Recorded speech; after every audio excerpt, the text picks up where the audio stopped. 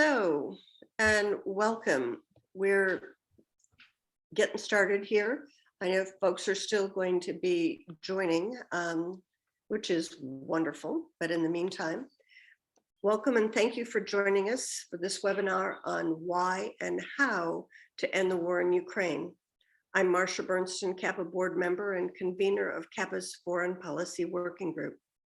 I want to thank our co-sponsors, Black Alliance for Peace, Chicago Area Peace Action DePaul, Chicago Alliance Against Racist and Political Repression, Chicago Committee Against War and Racism, CODEPINK, Independent Progressive Alliance, Jewish Voice for Peace Chicago, Massachusetts Peace Action, North Carolina Peace Action, Party for Socialism and Liberation, Roots Action, and World Beyond War.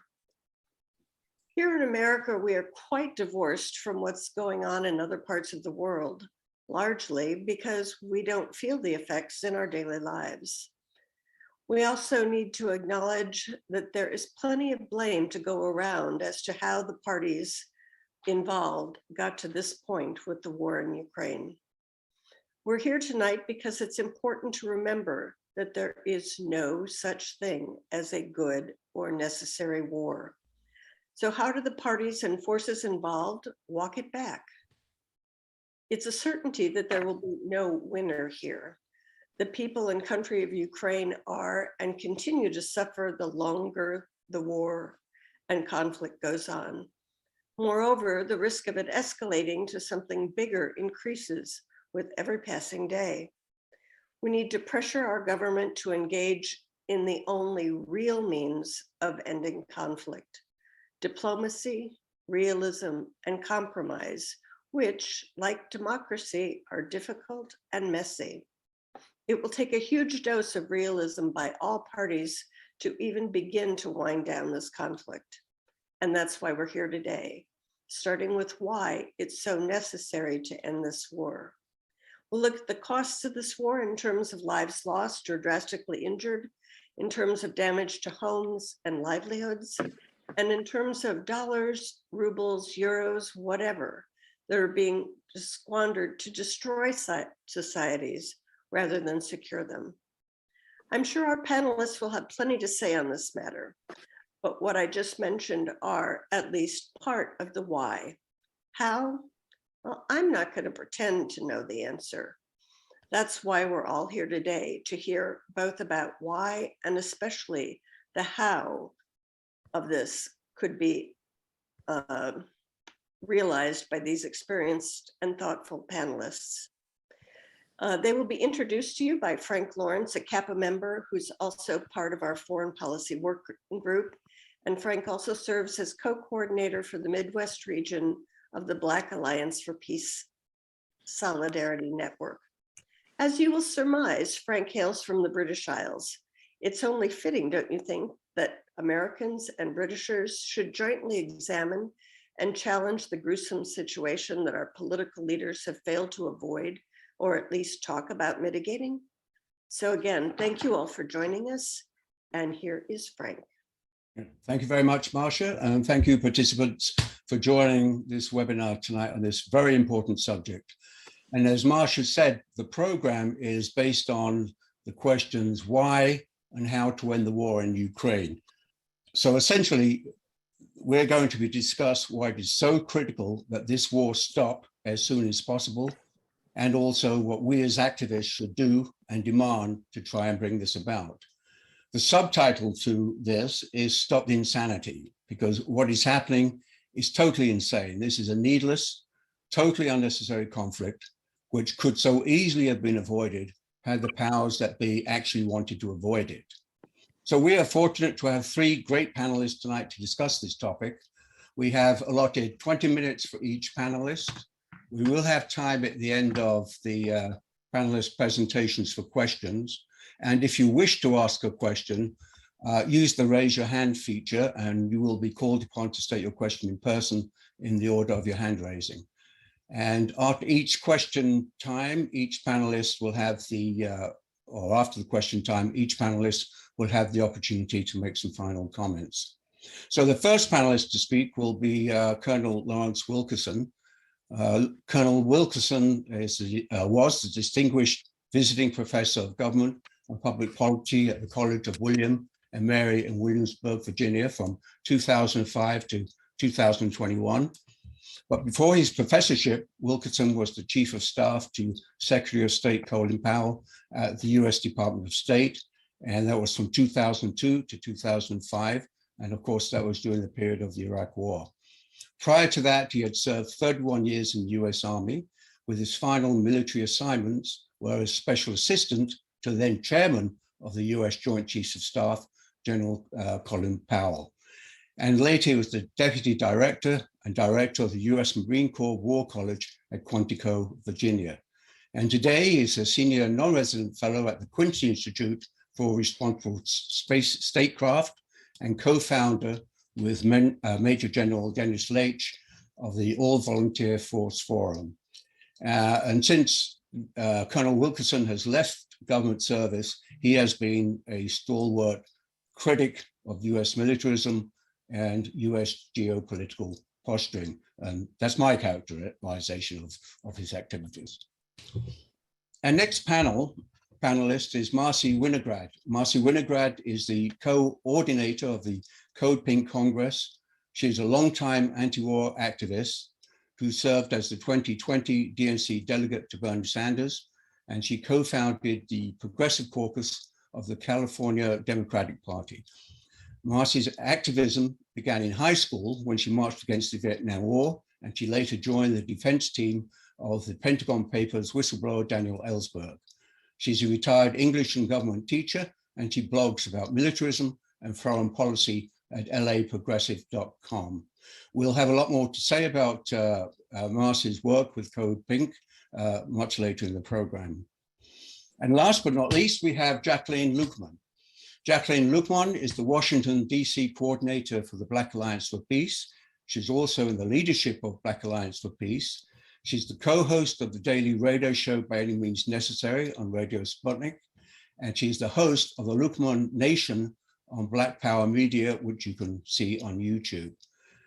She also serves as a member of the board of social action of the Plymouth Congregational United Church of Christ in Washington, D.C. And she describes herself as a Pan-Africanist, anti-capitalist, anti-imperialist revolutionary who focuses on political analysis of domestic and international politics affecting the working class, the poor, and colonized people. So good for you, Jacqueline, for doing all that. So welcome to all of the panelists. And I first want to go to Colonel Wilkerson. And I just want to make a couple of comments, Colonel Wilkerson. The US and the UK, and I see the UK as a junior partner and very active partner to the US in all of this, they seem determined to encourage Ukraine to continue this war through to the end, no matter how long it takes, and seemingly no matter to the cost to Ukraine in terms of lives, livelihoods, and infrastructure.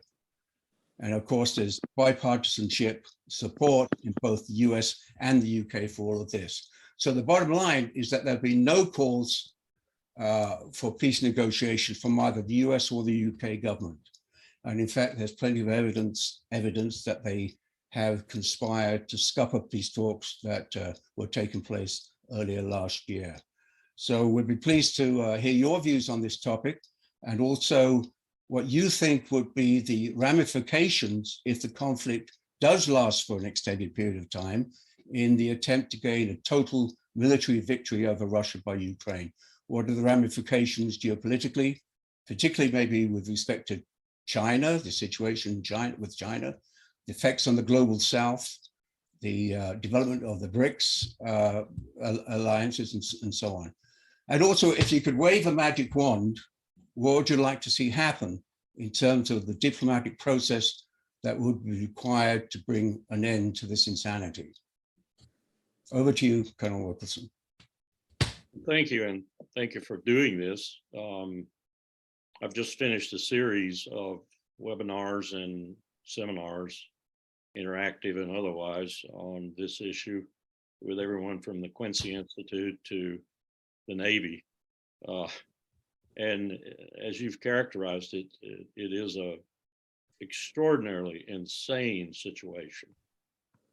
but we've been in a lot of insane situations since 9/11. Let me go back for a moment because I just have to say this. As you were introducing Jacqueline, I was reminded of President Lula's introduction of his foreign policy advisor during the time I was doing track 2 diplomacy for the State Department and ultimately President Obama, trying to achieve a rapprochement of sorts with Cuba.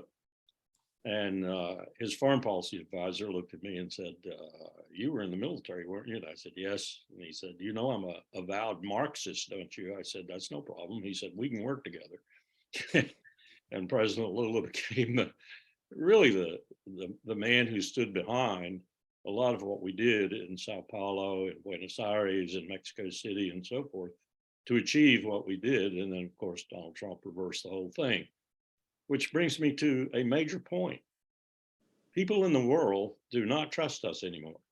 And this transition from one to the other president, when you have such division in the views, particularly foreign policy views, after what, almost 50 years, a half century of very consistent foreign policy reviews, regardless of what party was in the White House, made so perhaps by the threat of the Soviet Union and the Cold War, is really shocking people around the world. I just wrote an article for The Hill called Conservation of Enemies. It comes from Fred Hartman's principle of the relations of nations, which is that no prudent nation should ever have more enemies than it can handle at one time. And in that article, I detail that we have 2 billion plus people in the world who are our declared enemies. And we have almost 3 billion whom we have sanctioned either directly or indirectly. We're seeing the results of that in Syria right now, where we really aren't providing very much for humanitarian assistance and disaster relief because our sanctions scare the bejesus out of all those people in the world who might be doing something otherwise. And they won't come near Bashar al-Assad's government. They won't come near Syria or any of these people who are really in dire straits as much as any in Turkey. People of Aleppo have been bombed senseless, and now they've had the earthquake. So this is a recipe for the world hating us, in other words, and they are showing it in polls. Even Pew, look at Pew. Their research shows that particularly young people are beginning to think that the greatest threat to their future is the United States of America. And Ukraine is doing nothing but exacerbating that, because the rest of the world, not necessarily intellectually, but intuitively, I think, understands that the real reason we're doing this is because Ukraine has become a cash cow. That is to say, the defense contractors, the top 5 of which in the world belong to the United States, are making a fortune off this, and thus the banks are making a fortune, and so are politicians, because politicians get huge kickbacks from the defense contractors, and they get huge black money, dark money, because of Citizens United from them also. I suspect it probably triples or quadruples the money they get, and they have to show, you can look on the internet, how much Jim Inhofe gets, how much Jack Reed gets, and so forth, these people on the Armed Services Committee. So that's a real problem right now, because it's very profitable for some very powerful people to have this war just continue on. And if you've just had a chance, as I have, to look at the RAND report, I don't normally like RAND's products anymore, but this one I think it's very dismal, it's very cynical, but I think it's probably accurate. They're talking about 2 to 3 more years of stalemate. And that stalemate will wind up ending when everyone's so tired that it has to end. It'll result in probably a demilitarized zone, UN peacekeepers or other peacekeepers deployed in that zone. And we can all probably define that zone right now, because we know what the contested territory is going to be in any negotiations. And it'll be like Cyprus. It'll be like the Korean Peninsula. It'll be like the Indian-Chinese border. It'll be like all these lingering things we have today, some of which have lingered for 3/4 of a century. And Ukraine and Russia's animosity over the portions of Ukraine that are contested is that kind of territory. And nothing will ever happen other than that. That's sort of the pessimism in it, but there's more pessimism. because 2 or 3 years of stalemate and cash cow opportunities for all and sundry means you have to have very good escalation control. I don't think I have much confidence in anybody in this array of people, Paris, Berlin, Moscow, certainly not London, and most certainly not Washington, as having the skill, the finesse to escalation control the way it should be done. The way, for example, it was done off and on, but successfully during the Cold War. We've lost that kind of skill. So what do I mean by letting escalation control get out of hand? I mean a nuclear exchange, a small one, a medium one, maybe even a large one. We always said in the military that if you started with nuclear weapons, you would finish with total destruction. That's the real pessimism in this report, although they don't talk about this. They highlight the possibility, but they don't give it much probability. But the discussions I've had otherwise with other people, very smart people, one of the smartest is at Quincy. He's one of your citizens, Anatole Levin. And Anatole's been writing prolifically about this and about how insane it is and how stupid it is. Well, let's just examine some of that for a minute. First of all, unless you've listened to John Mearsheimer or some other realist like John, you don't understand, and I hope some of you do, I hope all of you do, that this whole fracas, this whole conflict is as much our fault as it is Putin's. And I defy anybody to tell me that Putin is evil, that he's a monster, that he's a Stalin reinvented or whatever. I don't care. That's irrelevant. Russia has real strategic interest in not letting the North Atlantic Treaty Organization expand into its near abroad, almost up cheek and jowl with it. And that expansion has enormous strategic complications too. Let's just say that we went ahead and did what some of these real idiots in my country and in Britain too want to do, which is to cause Russia to essentially collapse. Who's going to handle all that mess from the Caucasus all the way to Tajikistan? Because Russia is really handling that right now through the CSTO, their counterpart, the Collective Security Treaty Organization, to NATO, and through its own auspices and even good offices, it's handling that from Azerbaijan to Nagorno-Karabakh to the Caucasus in general, all the way out to Tajikistan. Are we going to handle that? I guarantee you we're not. So then it's going to turn into massive turmoil if we destabilize Russia. That's not something we should be thinking about doing. And yet I can tell you some people in the government and outside, very powerful people who would love to have that happen. That is even further insanity. And then also got to ask the question, what do you do with 6,000 plus nuclear warheads, many of which are on missiles, on submarines? What do you do with them if you destabilize Russia? You run in and grab them, right? Well, here's one of the greatest diplomatic failures in American history. I would say it is the greatest in American history, especially if we have to pay for it in blood, because we'll also pay for it in extinction. When Powell was chairman of the Joint Chiefs of Staff, and we were working with the Russians, with Gorbachev, later with Yeltsin, with Shevardnadze as foreign minister, with all the panoply of euphoria and everything that existed at that time, we were essentially destroying Soviet nuclear weapons. We were taking them down from over 30,000 down to their posture today, which is about 6,000, but we were going down even lower than that. The Moscow Treaty we negotiated during the Bush administration takes us down to 2,200 to 1,700 range, but it's done now. It's done. We have abrogated all nuclear weapons arms control treaties. The only thing left is New START. And I doubt Putin will even want to talk about that, given the current animosity between Washington and Moscow. We have an extremely dangerous world right now. And we also have a new drive for nuclear weapon states. We have 9 right now. We have a new drive by South Korea, possibly. The president has said he would like to have a nuclear weapon. We have a new drive by other countries in the world, like Iran. If Iran gets one, Saudi Arabia will buy 30 tomorrow morning from Pakistan. Contract's already there, ready for signature.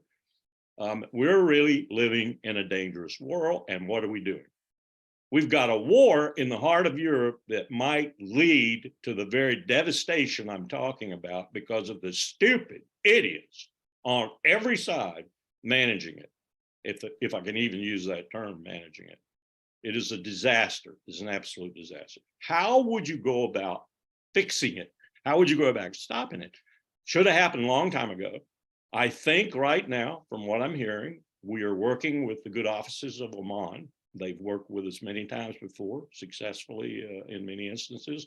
They're the ones that helped President Obama and Bill Burns and others get the JCPOA, the nuclear agreement with Iran, which Trump threw away. And now Iran will probably have a nuclear weapon within the next 24 to 36 months, and Israel will react accordingly. And we will follow tooth and nail because we are now Israel's lackey. We are Israel's lackey. We do whatever Bibi Netanyahu and his monstrous fascist government in Jerusalem tells us to do. And Joe Biden is no exception to that. So we're in a real mess right now. I hope this is really happening. I hope Bill, who is the best diplomat in the government right now, he's director of the CIA. What a waste there, except here's a good thing. He is probably not going to do any of these things that we normally see from directors of the CIA. And that's good, especially with regard to Iran right now, because the protests are ripe. They're ripe. They're collapsing right now. And they're collapsing because they have no organization, no leadership, no money. That's what the CIA does. It provides organization, leadership, and money. So I'm hoping Bill is saying, nope, don't want anything to do with that, because all we would do is screw it up for the women and others who basically started this thing in Iran. But that's a problem too. How would you go about this diplomacy? Well, the first thing you got to do, and you said it at the beginning, diplomacy, realism, and compromise. I'd add two factors, empathy and imagination, both of which are utterly lacking in Washington, D.C., and from what I can see, London, and maybe even other places too. You must have the empathy to put yourself in the other country's shoes and think the way they think and see what their issues are. Otherwise, you can't do diplomacy. And then you must have imagination. You must be able to think outside the normal parameters of the conflict and conceive of what is necessary to be accomplished, and then design your diplomatic approach to do that. That's something else Washington is devoid of. There is no imagination, not in the Pentagon, not in the State Department. State Department is an abysmal sinkhole made so by Tillerson and Pompeo and now Blinken, who's about as good a diplomat as my left toe.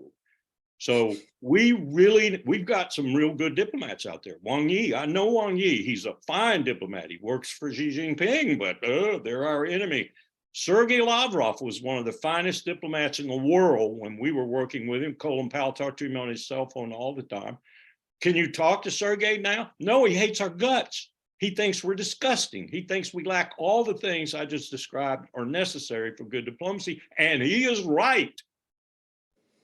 How would you do this?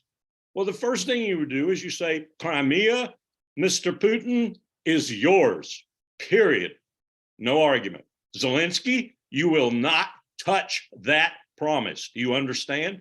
The second thing you would say is, we understand that you have people in the eastern part of Ukraine who probably would identify in a referendum more for Russia than they would for Ukraine, for Kyiv. The polls that we've seen lately show that that hasn't changed a whole lot. It's as high as 60%, 65%. Depends on what city you're looking at, what village, and so forth. But so what do? You say, okay, we'll have a referenda in the disputed territories. And if the majority of the people say they want to be allied with Russia, that's the way it'll be. If they want to be allied with Kyiv, that's the way it'll be. And if they want to be neutral, that's the way it'll be. And we in the EU and NATO and the CSTO, its counterpart in Russia, will honor that. And there'll be no machinations around the corners. We'll not have a Minsk again. We'll not have cheating. We'll not have the CIA sneaking up on everybody in the dark of the night. We will honor these commitments, and the United Nations and the OSCE and others will make us do it. What else do you need to do? You need to guarantee Russia that NATO, and Ukraine is in this, will not move one single inch further towards Russia. And maybe even you might think about a little dismantlement around the edges, or at least a little work to take the bite out of what's happened. I don't know how you would do that in reality, but I could conceive of some ways, I think, if I had an imagination and I was working on it. Let me just make a footnote here for a moment. We brought Poland into NATO. Do you know the history of Poland? If anybody knew the history of Poland, they would not even think of giving Article 5 nuclear umbrella guarantees to Warsaw. Now, I don't care how many Poles there are in the United States. I don't care how wonderful the Polish people are. They are, by and large. That state is the stomping ground of Europe. It has been that for years, and a lot of that stomping is Polish fault in some cases. So you brought them into NATO and guaranteed to that Texas farmer that if something happens, he's going to risk nuclear war for that country. We have got to do something about this. Well, this was all about reestablishing American hegemony over Europe. It had nothing to do with security. It was reestablishing American hegemony over 740 million people who now constitute an economic entity that equals us in GDP, $22 trillion. They can't get their political act together, and we don't want them to. So that's part of Ukraine too, and part of our reason for being there the way we're there and the way we're pushing Ukraine to destabilize the EU. But here's the next thing your imagination has to create for you. And I'm going to go fast here, but my time's running out. You need to convince Ukraine that its membership in NATO is out of the question, but its membership in the EU is on the table. And you need to convince the EU, NATO countries, America, Britain, to give the money necessary to rebuild Ukraine's infrastructure to the point that they can apply for and maybe win EU membership. That's the sop to them on their side of the thing. There are other aspects of this, of course, but the art of diplomacy is not winning everything you want. It's giving up enough to get the other guy to sign to the deal and him doing the same thing or her doing the same thing. That's what diplomacy is about. It's not a win-win situation. It's a not lose too badly and a not lose too badly situation, and a compromise, as was said at the opening of this session. Do you come out of that worse off, though, if you're the United States, if you're Britain, if you're France, if you're Germany? Look at Germany. Boy, I could talk for an hour about Germany. Germany is changing before our eyes because of what we've done to it. Because of what we've done, from our attacks on Nord Stream 1 to the whole business of Germany supplying arms. They are changing in front of our eyes because of our stupidity. And that's not a good thing either. We all know the history of Europe. So I'll end there and say it is stoppable. It should be yesterday, and we need to be the leading force in that stopping. Thank you. Thank you very much for your straight talking. And just as a comment to what you've said, we have so many people in Washington, in government and in Congress, where it's in their DNA to be Russian phobic. And they want nothing better than to degrade the Russian military, degrade the economy of Russia, cause regime change, and probably even the breakup of the Russian Federation. And as you pointed out, all of that would lead to a total disaster. Yes. Okay, now our next panelist is Marcy Winograd. And I mean, thinking back to 2003 and the buildup and the subsequent invasion, US invasion of Iraq, millions of people throughout the world could see that we're being fed lies and propaganda. I mean, millions took to the streets to protest the war. I mean, true, it didn't make much difference to how things went. But today, there is no mass anti-war movement. I mean, and it seems that the lies and propaganda we are being fed by the government and mass media are accepted as truth by the majority of people. And unfortunately, the people that we would expect to be anti-war, such as many progressives and even some on the left, actually support the war. Well, not so much support the war, but oppose negotiations and oppose a peace deal at this particular time. And they certainly do support NATO and support the supply of more weaponry to Ukraine. So next up is our second panelist, Marcy Winograd. Now, Marcy heads up the very active Peace in Ukraine Coalition, which was set up by CODEPINK. CAPA is a member of that coalition, as are many other organizations. And Marcy and that organization are very busy developing strategies and tactics in order to build an anti-war movement and in order to put pressure on members of Congress. One of the articles that Marcy wrote and posted back in December caught my attention, and that's a letter to the left in Ukraine. And I'll just read out the first kind of paragraph of this article because it was really very good. To end the war in Ukraine, peace champions must win the war of ideas. This requires tackling too often repeated claims that serve as obstacles to a diplomatic agreement between Ukraine and Russia. The first problematic claim is that the war was unprovoked. The second, that Ukraine can achieve a decisive military victory. We will put a link to that particular article in the chat. But over to you, Marcy. Thank you so much, Frank. Thank you, Marcia. Thank you all at Chicago Area Peace Action. I'm quite honored to be here today. And Larry Wilkerson, your talk was phenomenal. And all I can say is run for president, please. We need a primary challenge. My other hat is as co-chair of the foreign policy team of Progressive Democrats of America.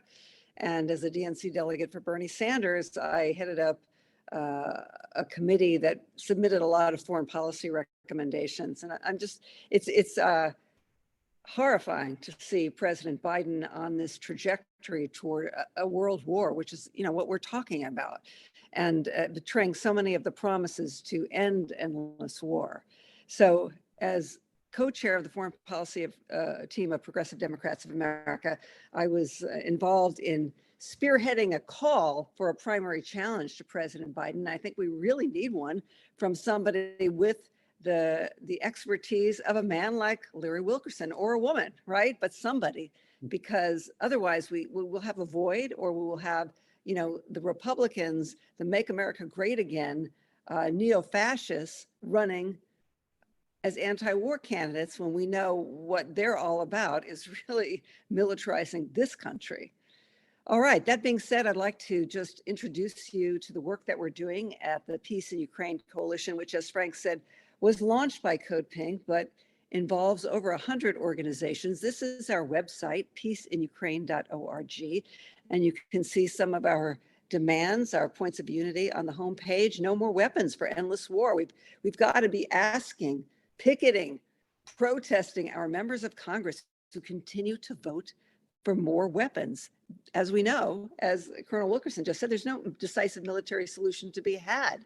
And so the danger is, of course, escalation. We have negotiation, not escalation, no to NATO expansion. And if we scroll down, and I am sharing this with you in the hopes that you too will join our coalition. You can sign up right there. It says sign up here. We meet twice a month, every other Wednesday, the first and third Wednesday of the month, 12:30 Pacific and 3:30 Eastern. We want you to get involved with us. Let's keep scrolling. I'll show you what we're working on right now, and that is February 24th. We're coming up on the 1-year anniversary of the Russian invasion of Ukraine.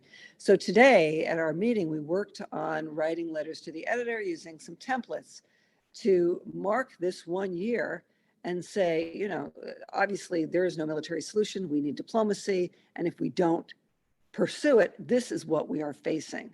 These are the horrors. And we are asking people to conduct vigils, to conduct protests in front of their Congress members' offices, to be visible, highly visible. And if you keep scrolling, you will see some of our upcoming events. See, February 15th, right here, right now, you're part of it. Medea Benjamin, the co-founder of CODEPINK, she wrote a terrific book. If you haven't read it, get it. War in Ukraine, Making Sense of a Senseless Conflict. She's on a book tour across the United States talking to audiences about how the US played a role, a very provocative role in pushing for this disastrous war in Ukraine. And if we now go back up, we will see some of the other tabs we have on this website that may be of use to you, because I know that we have a lot of activists and organizers on this call. So we should have a menu bar at the top that says, here we go, there we go. Let's go to news and press.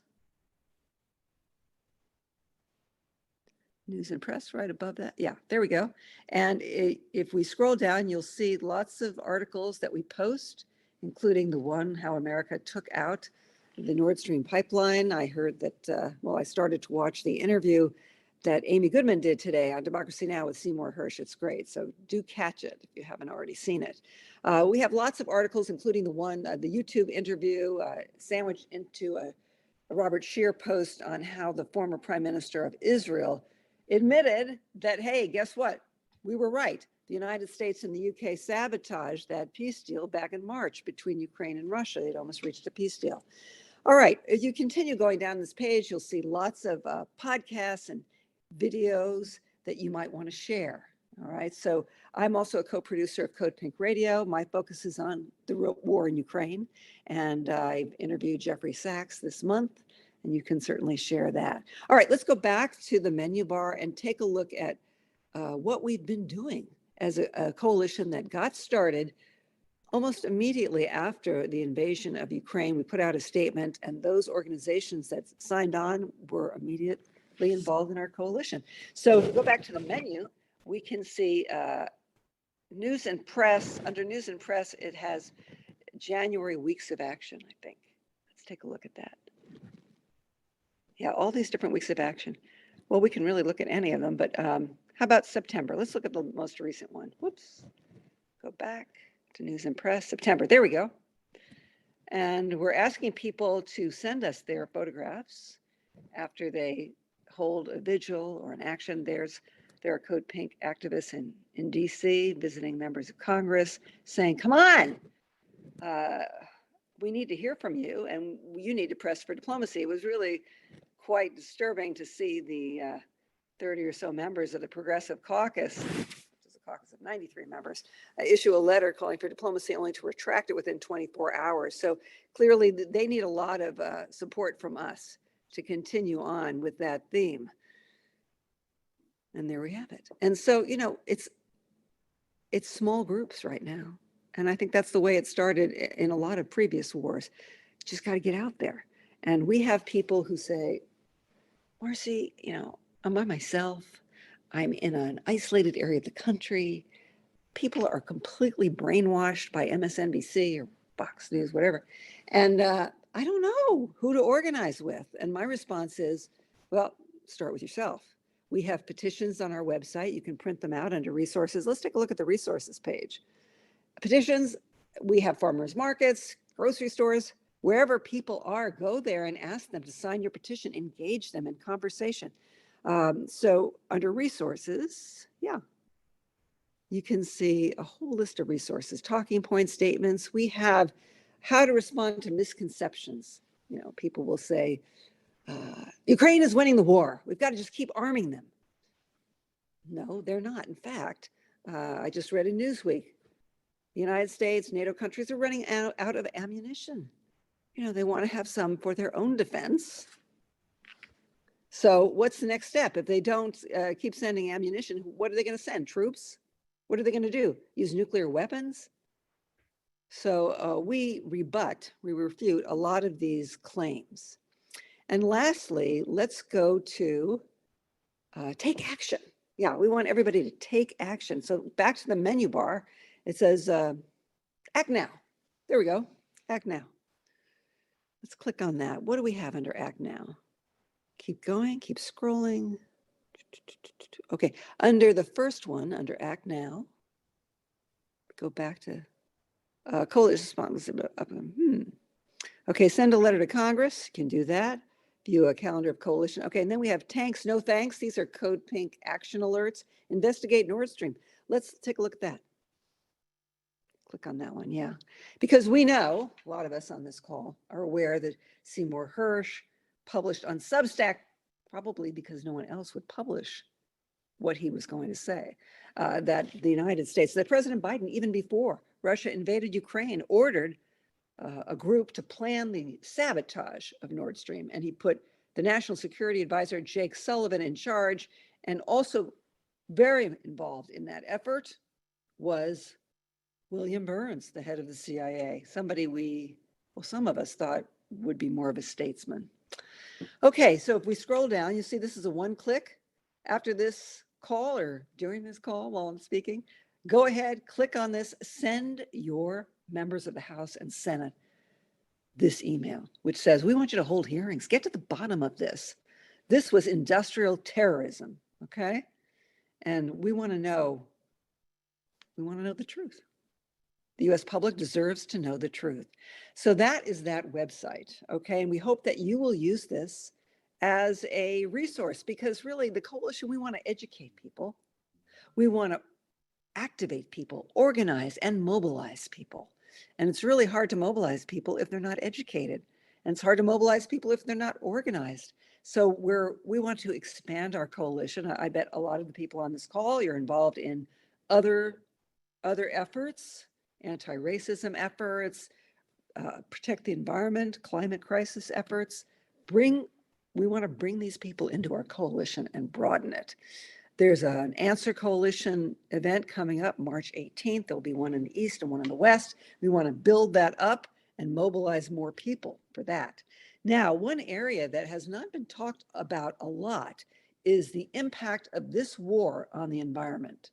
And so, CJ, if you can pull up that video, you're going to, as a participant in this webinar, you are going to see a video that we haven't shown yet. It's almost ready to be posted, not quite, but it's almost, and it's good enough to show you right now, because what we feel is that a lot of people, particularly in the environmental movement, are not engaged in demanding diplomacy because they don't see how dire it is, from contamination of the land, the air, the water in Europe, to the possibility of a nuclear winter. So we made this film at CODEPINK, and we're going to ask everyone to share it and talk about why we urgently need a ceasefire. And that is because not only are we ensuring more death and destruction with these weapons that have got to stop, but we are further degrading the environment and multiplying exponentially the amount of greenhouse gases released into the environment and worsening the climate crisis. So this is a film that encapsulates a lot of what I've just said. Let's take a look.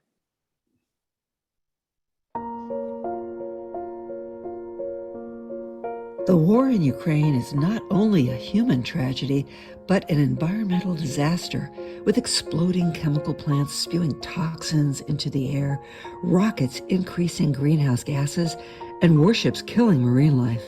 Much of the fighting is centered in eastern Ukraine, home to 150 coal mines, more than a dozen nuclear reactors, and hundreds of chemical plants. We made this film to point out why a ceasefire and diplomacy are urgently needed to prevent further destruction of the environment in Ukraine, the entire European continent, and beyond. The fate of the human race hangs in the balance. Ukraine accounts for over a third of the biodiversity of the entire European continent. So as the war drags on, 70,000 species of plants and animals risk extinction in what scientists describe as ecocide. Here are 10 ways the war in Ukraine has already devastated the environment. Russian attacks on Ukraine's chemical and oil storage facilities have released plumes of smoke with toxic particulate matter, gases, and heavy metals that damage the lungs, worsen air quality, and make it difficult to breathe in the industrialized east of Ukraine. Explosions, falling buildings, and trenches and tunnels dug for battle increase the release of particulate matter. Weapons of war, from rockets to missiles to tanks, emit tons of carbon and particulate matter that pollute the air and increase greenhouse gases. Rockets can also produce hydrogen cyanide vapor, which can cause acid rain. The war in Ukraine has caused billions of dollars in damage to Ukraine's agricultural sector, blanketing crops with landmines and destroying farm machinery. Ukraine is one of the world's largest exporters of grains. To ensure the global food supply, it's urgent a ceasefire be declared.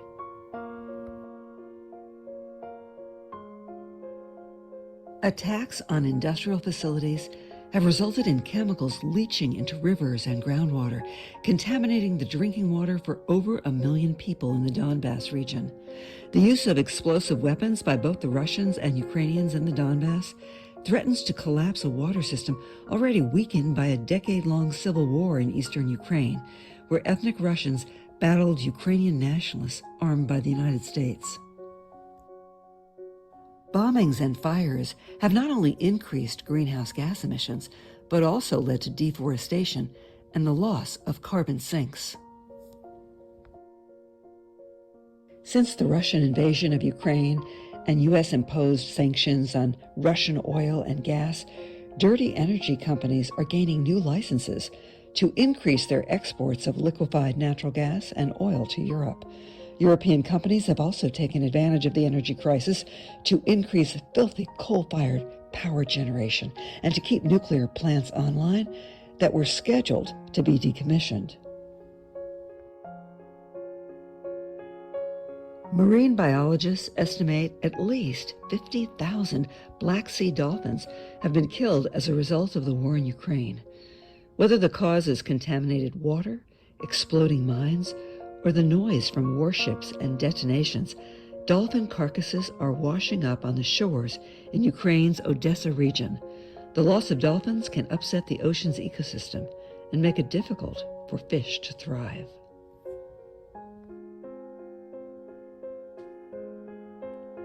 Sabotage of the Nord Stream pipelines transporting natural gas from Russia to Germany resulted in the biggest single release of methane ever recorded, 500,000 tons released into the Baltic Sea. According to the United Nations, methane traps more heat in the atmosphere per molecule than carbon dioxide, making it 80 times more harmful than carbon dioxide for 20 years after it is released. Initially, corporate media pointed the finger at Russia for sabotaging their own pipelines, but economist Jeffrey Sachs challenged that claim on Bloomberg News. Aside from Sachs, Pulitzer Prize-winning journalist Seymour Hersh later published an article on Substack quoting an unnamed source alleging that President Biden put National Security Advisor Jake Sullivan in charge of planning the sabotage of the pipeline before Russia invaded Ukraine. While Western nations pour tens of billions of dollars into weapons and military training that only escalates the war in Ukraine, the global South, suffering from drought, waits for promised climate reparations. Congress has approved over $100 billion for Ukraine, the amount Western countries were supposed to pay the global South each year since 2009, but did not. Whether the U.S. and NATO countries write a check to cover their massive burning of fossil fuels, their overconsumption and militarism that disproportionately impacts the global South, all of that remains to be seen. Meanwhile, the United States and NATO nations continue to burn fossil fuels at an alarming rate, while sending Ukraine weapons that will emit even more greenhouse gases. Ukraine has 4 nuclear power plants with a total of 16 reactors. The Russian-occupied Zaporizhia nuclear power plant delivers 1/5 of the country's electricity.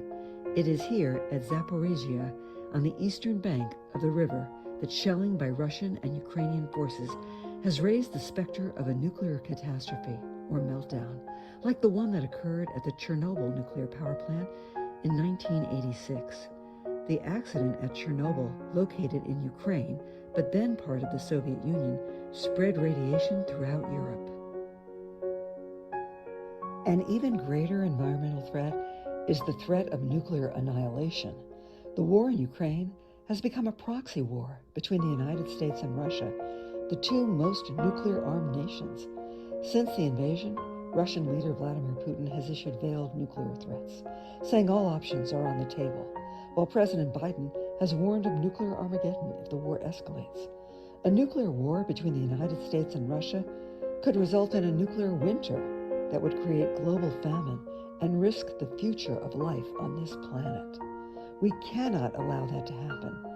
Everyone who cares about the environment, both organizations and individuals, should join in the growing call for a ceasefire and peace negotiations now. Sending more weapons to escalate the war in Ukraine undermines the possibility of a diplomatic solution, as both sides believe they can win an unwinnable war. Join our coalition, Peace in Ukraine Coalition. Visit us at peaceinukraine.org and join us at CODEPINK, codepink.org, to say no to war, no to ecocide, and yes to peace.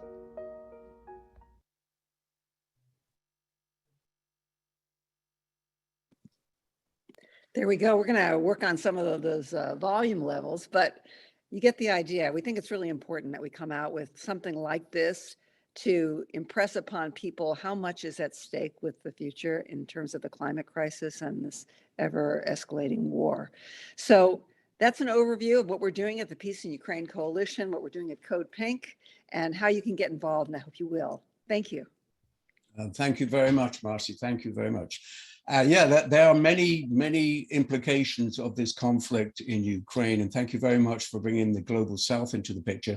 Africa in particular is very dependent upon Ukraine and Russia for grain supplies. And I would just mention, I attended a Zoom of the Columbus Free Press on Saturday, and one of the speakers was a very well-known pacifist from Kiev, Yuri, whose last name I cannot pronounce. But he mentioned the Ukrainian Foreign Ministry is using the allocation of grain as a weapon to encourage certain African countries to support the Ukrainian position and not be neutral or support the Russians. So and that's a great concern too. So the last panelist, and last but not least, Jacqueline Luqman. In addition to the activities I mentioned in the introduction, Jacqueline is also a writer and a frequent contributor to Black Agenda Report. And I first discovered Black Agenda Report back in 2014 when I read Margaret Kimberley's articles on Ukraine, which I think were republished in Consortium News. Black Agenda Report since then has published some great articles on Ukraine over the years, including recent articles by Jacqueline, one of which I will bring to your attention, which has the excellent title, "The Empire Provides a Great Paper Trail to the Conflict in Ukraine, no matter what the latte left says." A link to that article will be provided in the chat. Because what is amazing to me, although we shouldn't be surprised, is that the truth is so obvious and evident and in plain sight. Joe Biden can tell the world, basically, that he's going to sabotage Nord Stream 2. Nord Stream 2 is sabotaged, and the US media blame Russia, which makes no sense at all. It defies any kind of logical explanation. But anyway, over to you, Jacqueline, for your perspectives, and how can we build a mass movement? Well, thanks so much for inviting me to this forum. And I have to tell you, I really like that the title of the forum begins with why the war in Ukraine has to end, because I think it gives us an opportunity to really look at the whys of this war and ultimately arrive at a logical assessment of how to end it. I want to start by saying I really appreciate Colonel Wilkerson's comments, particularly when he said that Ukraine has become a cash cow. And that, I think, is a very, very important thing to keep at the front of your mind about this conflict, because I think we need to ask the question, we know how politicians love their money. So would politicians risk their cash flow by ending this conflict with a nuclear conflagration? Now, I absolutely believe that the leaders in Washington are not to be trusted to be level-headed and reasonable in this regard. I certainly have a lot more confidence in any other country's leaders, but this country's military leaders. But I wouldn't bet the politicians in this country would be online for a nuclear confrontation, because that would kind of dry up their income stream aside from their salaries that we pay for. So I really appreciate Colonel Wilkerson making that point, even understanding that we don't have cooler heads in Washington that would prevail to avoid a nuclear accident. And that's certainly something that is a concern. But I think we need to be clear on the fact that the US, the EU, and NATO are directly responsible for lighting the embers of war in Ukraine back in 2014. In late 2013 until February 14, sometime around then, the Obama-Biden administration sent weapons, money, and encouragement to anti-democratic right-wing elements in Ukraine to execute regime change, to overthrow the democratically elected president of Ukraine at the time, Viktor Yanukovych. The coup government, whose president was chosen by the US, then legitimized Ukrainian ultra-nationalists and fascists like the Right Sector and the Azov battalions. But large segments of Ukrainian society opposed this coup government, especially the predominantly Russian-speaking Ukrainian citizens in the eastern portions of the nation. They exercised their self-determination to be independent of the fascist coup government in Kiev by holding referendums to secede from Ukraine. In response, the coup government, backed by the US, declared those people, Ukrainian citizens now, declared them terrorists and unleashed a military bombardment of the eastern regions of the country with a military that at that point had been augmented by neo-Nazi militias. And if you recall, this crime that the US-backed Ukrainian coup government committed in attacking its own citizens, well, that was the very same pretext for that the US used for their bombardment of Syria, the claim that Assad gassed his own citizens, remember? Which of course we know now is a lie, but the Ukrainian government bombing its own citizens with the full backing of the US, well, that's just fine. The only thing that stopped an all-out war between Russia, who the people in the eastern region were calling on to come to their aid, since they are ethnic Russian, most of them, and they have been bombarded by the Kiev government for 8 years by the Kiev army. During that time, the only thing that kept Russia from getting directly involved was the signing of the Minsk Accords. The second set of agreements, Minsk II, was signed by the president of Ukraine, the former chancellor of Germany, the former president of France, the president of Russia, and it was observed and mediated by and signed by the Organization for Security and Cooperation in Europe. Minsk II included a commitment to a ceasefire between the Kiev government and the forces in the eastern region of Ukraine who were defending themselves against the Kiev government, and a commitment by the Kiev government to grant relative autonomy to that region. Russia abided by the accords and did not engage militarily in Ukraine in any significant way since the accords were signed in 2014. But the coup government in Ukraine, the Kiev government, did not stop their bombardment of the Donbas region. Despite this, Russia stayed out pretty much until Joe Biden became president and decided that his administration will be a good time to finish what he and his then boss, Barack Obama, started back in 2014. What did they start? The plan to use Ukraine to bog Russia down in a war that would ultimately weaken them, sort of like what the US did during the original Cold War and how they dismantled the Soviet Union. If it worked once, the empire was thinking, why not do it again? If you recall, the State Department, Pentagon, and White House spokespeople were on the news for weeks before Russia engaged militarily in Ukraine with claims that Putin was amassing troops on the border of Ukraine with formations getting larger and larger every day.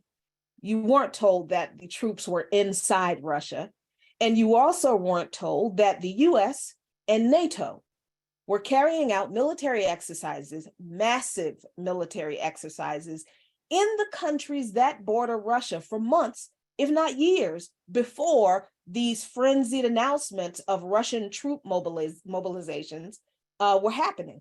And they even were doing this, the US and NATO forces, they were even doing these military exercises at the same time they were claiming that Russia was planning to invade Ukraine.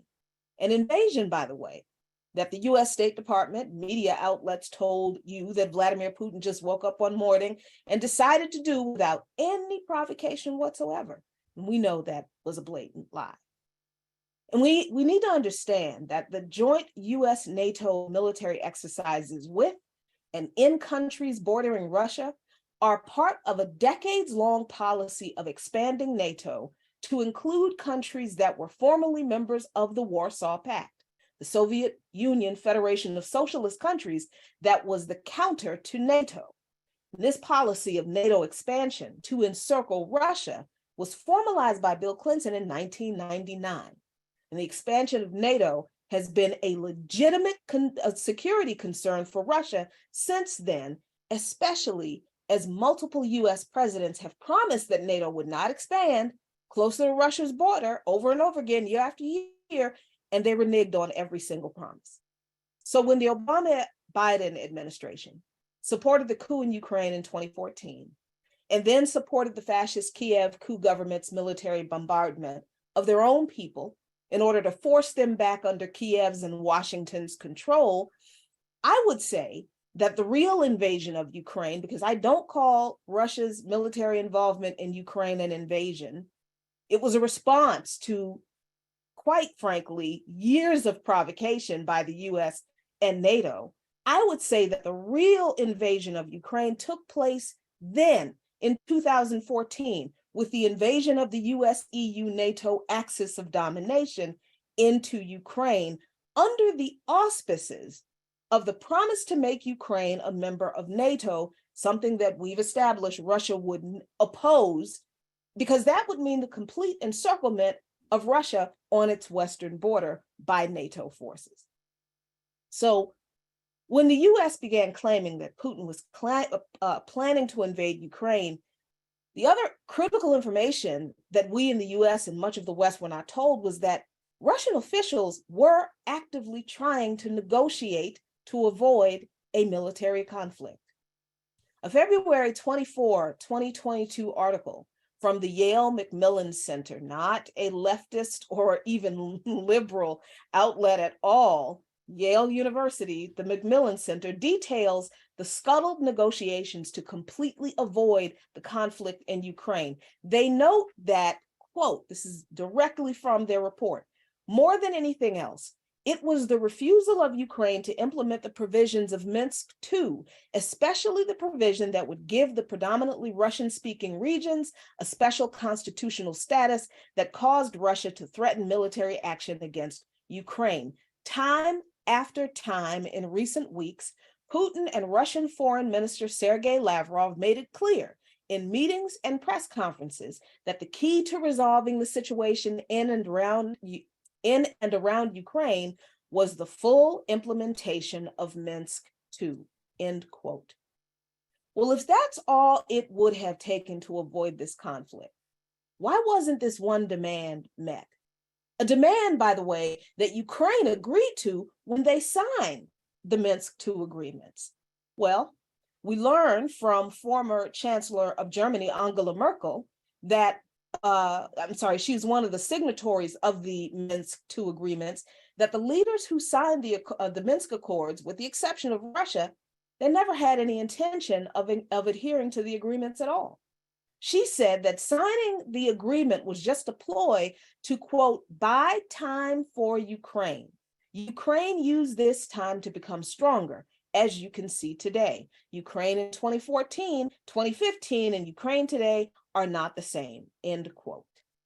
And since Angela Merkel made her comments, I think it was in December of last year, since then, former French President Francois Hollande, the other signatory to the Minsk Accords, has confirmed Merkel's comments, saying, quote, since 2014, Ukraine has strengthened its military posture. Indeed, the Ukrainian army was completely different from that of 2014. It was better trained and equipped. It is the merit of the Minsk agreements to have given the Ukrainian army this opportunity. Every other country, except for Russia, that signed the Minsk II agreements never intended to adhere to them. They wanted to use that time of a negotiated peace that Russia fully agreed to arm Ukraine to fight a war with Russia on behalf of the US, EU, NATO axis of domination instead. And I want to be clear, this is not a pro-Russia position that I am giving you. I am not pro-Putin. I am not pro-invasion. I am not pro-military action. I do believe in self-defense, a people's right to self-defense, and sometimes that must include armed self-defense, but my position is not pro-Russia. My position is the assessment of the facts, of the dynamics of the situation that have to be considered if you really want to know the why of this conflict. So if you want to know why this war in Ukraine must end, it's because the US, EU, NATO axis of domination has been engaged in this kind of geopolitical manipulation, coup plotting, regime change operations, economy destabilization, collective punishment of peoples using sanctions, and legitimizing and arming fascists and using them to stoke wars for decades. It just so happens that most people are paying attention to it now because Ukraine is in the crosshairs. And that's a whole nother conversation about why that is, but maybe that's for another day. But we do have to be clear that what's happening in Ukraine is of the utmost importance because this has been the modus operandi of the US, EU, NATO axis of domination around the world. And if they are not stopped, they will continue. More people will suffer their bloodthirsty warmongering, even if there is never a nuclear exchange. Is nuclear war a concern? Of course it is. But that is not the only concern. It cannot be the only concern. Because let's say this conflict ends within a year or two and no nuclear war happens. What then? Is it all well because the war in Ukraine would have ended with no nuclear conflagration? I submit that it's not. It will not be all well. And this is the part of these discussions about this proxy war in Ukraine that I would love for people to understand. We cannot just be anti-war. We cannot simply be against this war. We must be anti-imperialists. We must commit to anti-capitalism because capitalism is the foundation of imperialism, which so many wars are fought in the name of. To that end, I think we must not always look at how to end just this war in Ukraine and understand that we need to focus our attention on ending the US, EU, NATO axis of domination that started this war in Ukraine and all modern imperialist wars. The Black Alliance for Peace, the organization that I am a member of, states that NATO is a criminal military structure whose only purpose is providing the military material basis for the maintenance and extension of the US, EU, NATO axis of domination, which is the military insurance policy for the expansion of white power. As a structure of white colonial power, NATO was essential in supporting colonial powers in Africa, including the Portuguese, in their military struggles to maintain their colonial holdings in Africa during the initial wave of anti-colonial struggles on the continent. The Obama-Biden administration used NATO for their attack on Libya in 2011, resulting in the destruction of the most prosperous and revolutionary state on the continent of Africa. Troops trained by the U.S. Africa Command, or AFRICOM, have been involved in 9 coups in the 13 years that AFRICOM has operated on the continent. Ukraine is connected to these actions because what was done in Ukraine was done in these places that I just mentioned and in so many others. And the attempt to expand NATO into Ukraine is just one aspect of a larger US imperialist strategy of full spectrum dominance. That's over the world. By the way, dominance over the world. A strategy that the US is able to implement without a whole lot of pushback these days because much of the American public sees these conflicts in different places around the world as disconnected from each other.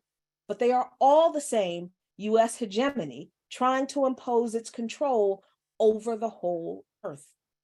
So once this conflict in Ukraine ends, my question is, will people join in the fight against the destruction of revolutionary leftist, socialist, communist governments and countries in the global South, Africa, Asia, the Americas by the US, EU, NATO axis of domination? Or are people going to be comfortable telling the people who've been fighting against this for all our lives that we need to wait until you're satisfied that you made inroads with some of the very right-wing forces that care nothing for all the victims of this evil hegemon everywhere else in the world that's not named Ukraine? And for those whose response to the need to build a broad coalition, we do need to do that, by the way. But for those people who believe we need to do that with people who on any and every other day of the week would take our rights away if they had the power to do so, because they have said publicly and repeatedly that's what they would do, and they would uphold capitalism and private property over people-centered human rights as a political ideology, because that's who they said they are. Once this conflict ends and nuclear war is once again avoided by the skin of our teeth, what will be your response when those people refuse to rage against imperialism, against capitalist dictatorship, against racist police terrorism, against the stripping of human rights of queer and trans adults and even children? Certainly, my friends, if there's a nuclear war, yes, we all die. So why is that not an argument for organizing with the people? And there are plenty of organizations to choose from who have been in this fight for decades, who do not believe that we can win by denying humanity, dignity, and human rights to all people, or that we can wait until later to address those fundamental principles. Yes, absolutely, this conflict in Ukraine must end. And the how of that, we in the Black Alliance for Peace believe can be achieved by an immediate ceasefire that must happen first. Providing of humanitarian aid and resettlement of all refugees and displaced persons in Ukraine and the Donbas region. The ceasing of all shipments of NATO weapons to Ukraine and negotiate Ukrainian NATO neutrality. Ukraine must never become a member of NATO. And I will never not remind people that the late Representative John Conyers introduced an amendment to the defense spending bill in 2015 that would have made it illegal to send weapons to the Azov Battalion and other neo-Nazi groups in Ukraine. The neo-Nazi threat in Ukraine was recognized then by US lawmakers. And Representative John Conyers tried to make sure that those neo-Nazis would not get weapons from the US. But you know what happened to his amendment? The Pentagon removed it from the final bill. The other thing that the Black Alliance for Peace believes should be done is the expulsion of all foreign white supremacist and neo-Nazi forces from Ukraine. Because if we're going to fight to end the war in Ukraine and do and say nothing about the neo-Nazis that the US legitimized to destabilize the country, then we're just saving people from one catastrophe only to have them subjected to another existential threat that we don't want to deal with because it's uncomfortable. NATO, a structure for advancing the interests of white supremacy and the US empire, must be disbanded. NATO must be dismantled. And the US government must renounce its commitment to the doctrine of global full spectrum dominance. Now, I know you're probably sitting there saying the US government is not going to do any of those things. All right, what if these things don't happen? Then what do we do? This is what we do. We must commit ourselves to genuine and principled anti-capitalist and anti-imperialist struggle against imperialist war wherever in the world it manifests. We have to engage in solidarity with people around the world who are fighting against the US, EU, NATO of Axis domination right now in countries not named Ukraine. We have to commit to destroying this capitalist, white supremacist, patriarchal, settler colonial system in this country that wages war on marginalized people domestically every day and abroad. And we need to commit to building a new system that is focused on people-centered human rights for everyone. We need to grow an anti-imperialist movement on the shared principles of upholding and defending all and everyone's humanity, and anything short of that, my friends, is a win for the empire that's already done such a good job at dividing our focus. So thank you so much for this opportunity to share a little time with you. I appreciate it a great deal. Well, thank you, Jacqueline. That was extremely powerful. That was an excellent exposition of the historical context of this conflict. And as you say, this conflict did not start a year ago.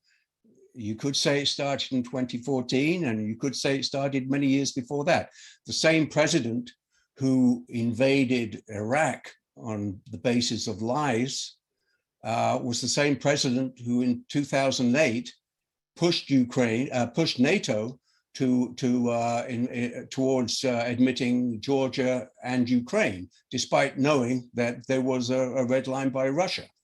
And so George W. Bush has a lot of responsibility in the current mess we're in.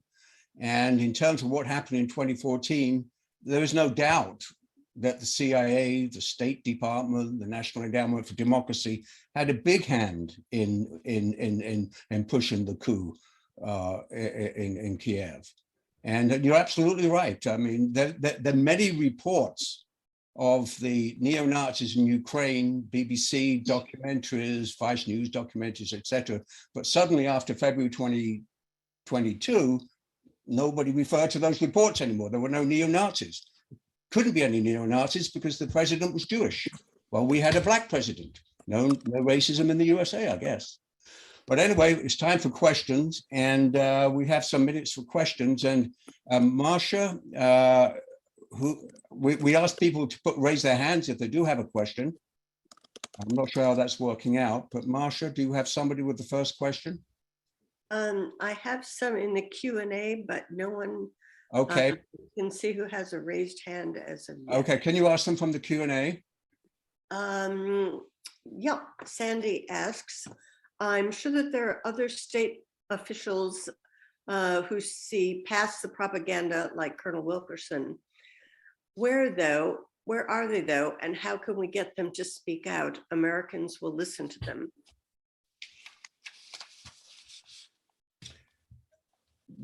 Colonel Wilkerson, do you want to take that question? If I understood it correctly, she wants to know how we get other people who are expressing, like Jackie did and like others have done, opposition to the war. Well, there are a lot of people, and John Mearsheimer, for example, he gets 1 million hits on YouTube. I'm told that Russian bots are doing that. I think that's nonsense. I do know that from my own briefings on the 2016 election from Alphabet, Google, and other really sophisticated private high-tech people, that the Russians are doing a lot of that and the Chinese are doing a lot of that. There are people on television every day who don't exist. They're bots, and they are used to try and convince us of things. We studied it really carefully for the 2020 elections in order to try to avoid it. So that's just a reality of social media and the way people exploit it now. CIA does the same thing. But there are people out there, lots of people. I don't know why we don't have, if John's being listened to the way he's being listened to, and the numbers certainly indicate he is, he's done exactly what Jackie did with regard to the history of this conflict, and he lays it out. And people are listening to him. So why aren't more people doing things? Why aren't more people joining Medea? Why aren't more people joining other groups that are? But the question the question I would have, Dr. Colonel Wilkerson, is when was the last time Mearsheimer was on TV? And he doesn't do TV much because TV is lost. Exactly. No one watches TV anymore. So dissident voices. They don't even watch Fox. The social media is where it's all out. This new Substack thing, I put a piece on an LA Substack, 256,000 people read it almost instantly. I got more commentary from that than I ever would get from anything here inside the Beltway or around Washington or the New York Times. I don't even read the New York Times anymore. It's a rag.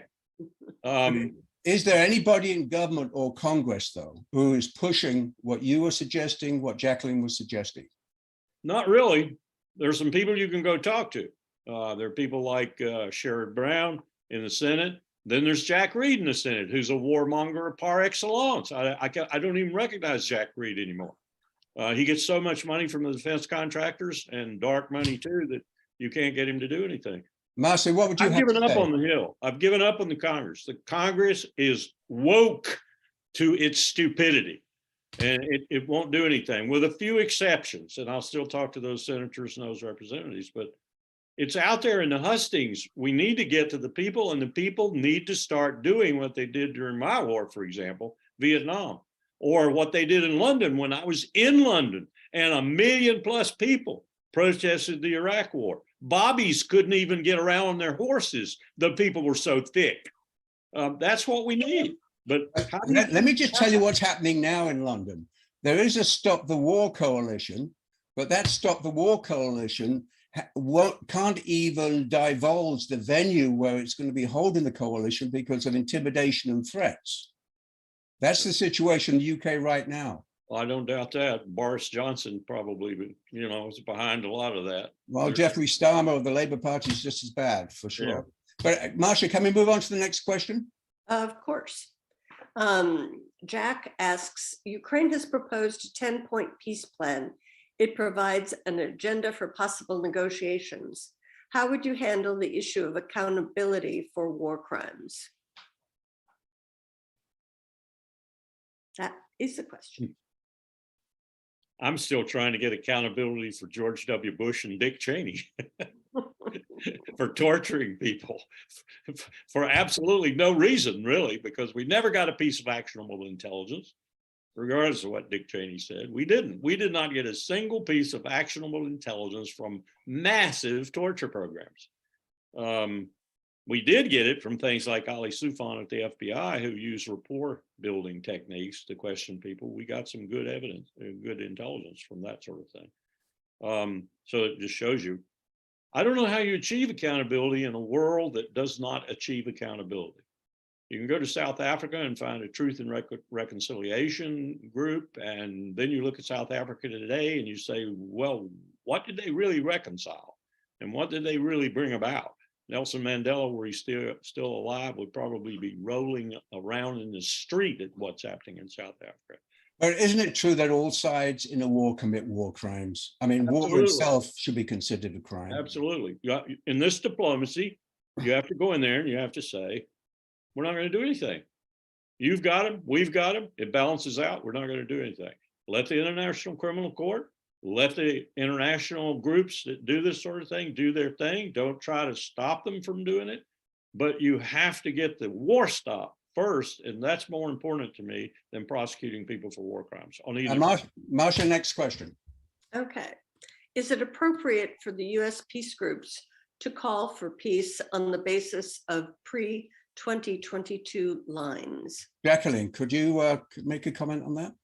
Absolutely, because that was the demand from Russian officials, Sergei Lavrov and Vladimir Putin himself. They said, listen, if a military conflict is to be avoided, all you have to do is adhere to the Minsk Accords, adhere to the agreement that is already on the table, that was already signed. Just do what you said you were going to do, and the military conflict avoided. They gave the answer to how to end this war before the war ended, before the war started, rather. They literally did. And the US, the EU, and NATO said, no, we want to give Ukraine all the weapons because our goal is to finally destroy Russia, to finally do to what's left of the evil communist Soviet Union that we didn't finish after the Cold War. So yes, I do believe that even today, I do believe that even today, and I just think because they did, from all indications, make it clear that the answer to avoiding the conflict was to adhere to the Minsk Accords.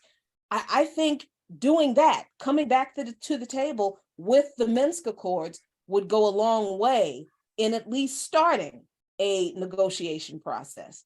I don't have a lot of faith that the powers that be that started this will do that, though, because at this point they're too heavily invested in seeing this out quite literally to the last Ukrainian. Yeah, hundreds of thousands of people have died for no reason. Let me just add to what Jackie said, that there are other ulterior motives here too. What we saw with the German Chancellor essentially nodding his head to the Nord Stream 1 attack Right. was a fulfillment of what is a sub-objective, if you will. We want Germany to quit dealing with China.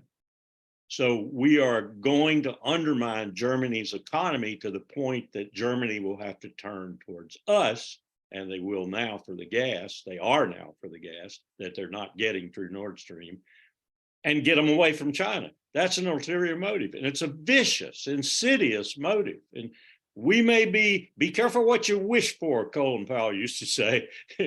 You're going to turn loose something in the heart of Europe if you're not careful, because they will not like what we're doing to them as a people eventually when they figure it out. Marcy, do you have any comments? Yeah, I just think that time will also be instructive in the sense that we are running out of ammunition to send over there if we want to have ammunition here. And so the question is, are we comfortable sending our young men over to fight and die for what? For what? For Crimea? For the money. Donbass? For money, right. And so I think, you have to, when people say, oh, we have to defend Ukraine, then I come back with, well, how do you see this ending? Where does it end? And I think we just have to listen to people, validate some of what they say, and ask these hard questions. And in terms of Congress, I mean, it's really very frustrating, of course. You look at the Democratic Party, and I can't think of one Democrat standing up and saying, stop sending weapons. But we can't stop either. I mean, we've got to be in front of their offices, inside their offices, and demanding an end to this stream of weapons that is exacerbating the situation and escalating it. The House funds the war. Congress funds the war.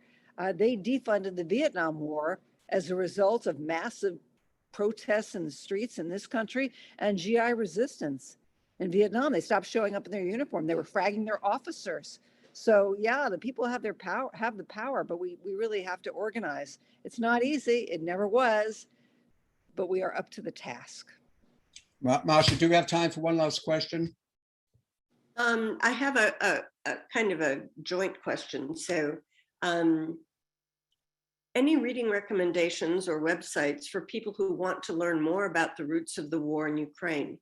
What are some resources that we can take advantage of to be able to educate people in the same way Jacqueline educated us tonight? And a kind of a follow-on from another person.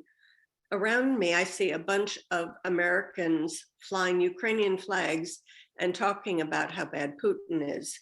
How do I convince not especially intellectual Americans about the dangers of this war?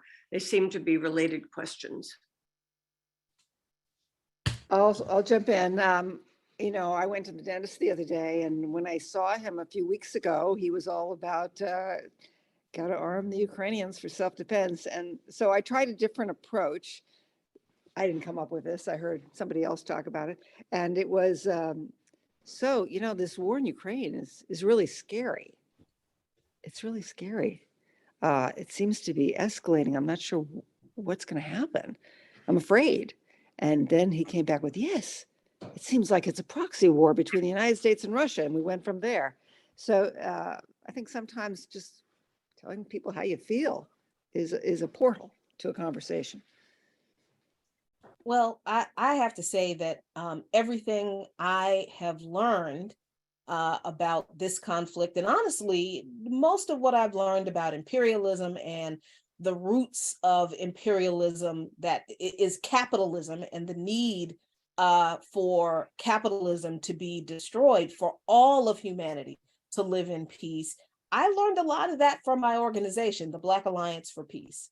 I learned a lot of that from reading articles in Black Agenda Report, but the Black Alliance for Peace has been, being a member of that organization has been an invaluable resource for me, and all of our resources are public. So if people want to know some of the information that I shared with you tonight, and that's just a little bit of it, you can go to blackallianceforpeace.com/resources on Ukraine.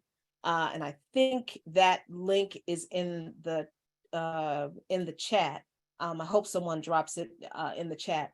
And it's a big list of articles and resources, some that I've written by other people, that gives a lot of the history of really how this conflict started, who started it, why it was started, and why it's going to continue. And I just want to add that when I talk to people about this conflict in Ukraine, the first thing people say to me is, Putin invaded Ukraine, and this is his fault, and Putin needs to stop killing Ukrainians.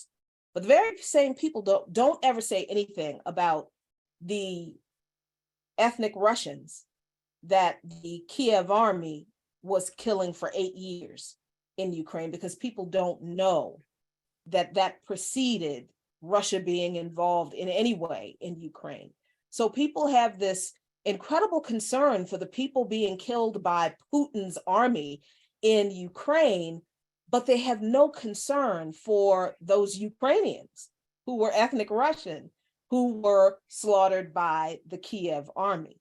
So a lot of times when I hear people say, this is Putin's war, he needs to stop killing people, I really do just tell people exactly what I told you all.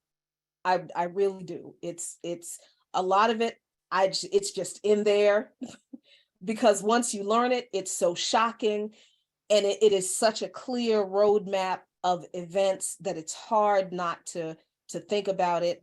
And then I try to tell people, I get that you might not like who Putin is as a person, based on what the US media tells you about Vladimir Putin, because that's why you don't like him, because the US media told you he's a bad guy.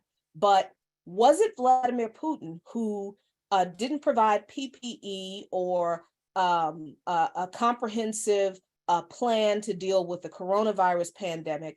Did Vladimir Putin not guarantee that people wouldn't lose their jobs during the pandemic?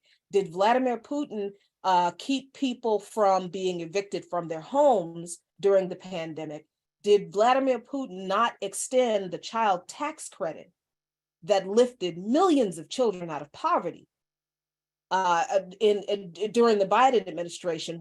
Did Vladimir Putin not extend the free school lunch program from the pandemic years? No, none of those things Vladimir Putin has done. Vladimir Putin didn't break the railroad workers' strike. So our problem and the problems we face in this country, materially, Vladimir Putin didn't do any of these things. So our enemy is not Vladimir Putin. And if we answer those questions of who is responsible for causing all of this misery in my life and in the lives of the people I see around me who are struggling economically, more Americans are living paycheck to paycheck than ever before. Homelessness is astronomical. None of that is Putin's fault. When people begin to realize that these problems that we're suffering are the result of US politicians, and then they realize, wait a minute, I've been lied to about why this war was started, or who started this war, why started this war. And the problems I'm facing in this country are the responsibility of these politicians in this country. Maybe Putin isn't the problem. Maybe the problem is this government. And that will be an excellent note to end the discussion on, except that Colonel Wilkerson has not said the last word as far as he's concerned. Colonel Wilkerson, would you like to say a last word? I would add to what Jackie said, and I say this to audiences all across the country, and I include myself in this blame. The blame for this whole situation, the blame for what Jackie just itemized, is us, the American people. We're asleep. We're too stupid. We're too lazy. We're too dumb. We're too caught up in other things. We're too focused on our jobs. We have let our democracy go to hell. I'm not sure it's recoverable. Very good. And great discussion. Thank you all very much. Thank you for the questions, and thank you panelists for your contribution. I'll now hand you back to Marcia for some final words. Marcia. Thanks, everybody, for joining us this evening. We will have the recording of this available for people to see, and the chat will be saved. If you're interested in getting a copy of the chat, please let us know. You can contact us at kappa@shypeaceaction.org, and one of us can pick up that request.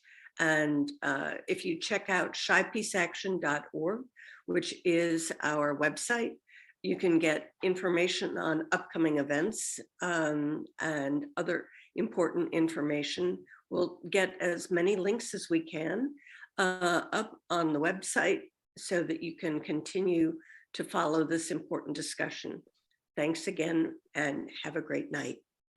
Thank Thank you you. very much, everybody. Thank you. Thank you. Take care.